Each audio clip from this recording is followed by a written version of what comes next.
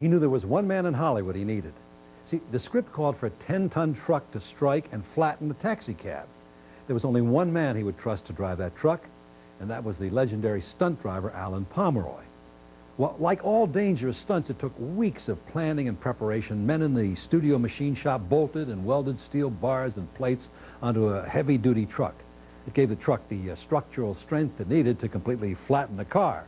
Pomeroy, who drove the truck, walked through the stunt with Cliff Berger, who drove the car.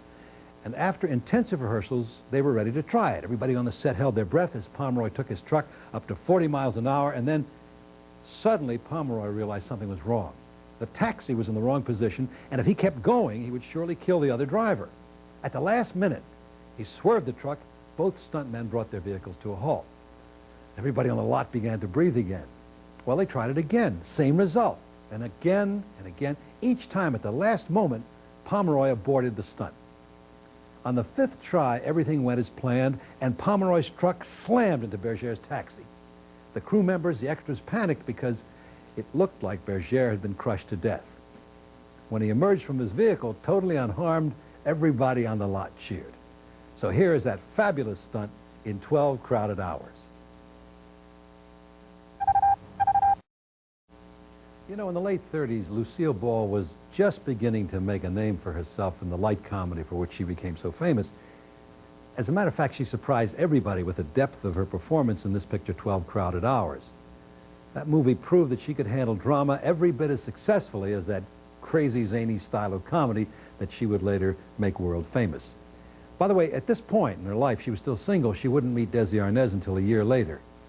Did you recognize Alan Lane, the fellow who played Dave?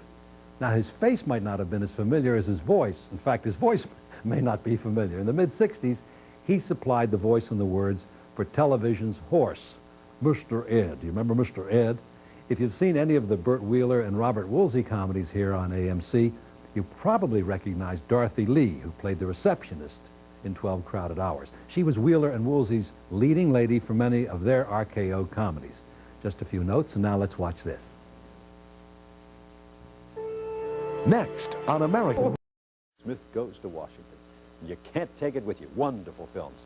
With the end of World War II, it seemed that screen audiences wanted harder-edged films and film heroes, and Mr. Stewart was determined to move with the times. Actually, Jimmy Stewart made his first Western back in 1939. You remember that, Destry Rides Again. It was a brilliant comedy, but it really wasn't a Western, was it? It's kind of disguised as a Western. His first serious attempt at sagebrush cinema came in 1950 with Broken Arrow with Jeff Chandler. Big hit. Then he starred in Winchester 73 with the director of Bend of the River, Anthony Mann. Mr. Mann and Mr. Stewart quickly became a successful actor-director team.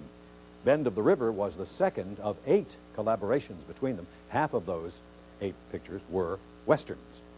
The other Westerns were The Naked Spur and Jimmy Stewart's own personal favorite among the 4, The Man from Laramie. Let's take a look at this one. This is Jimmy Stewart in Bend of the River.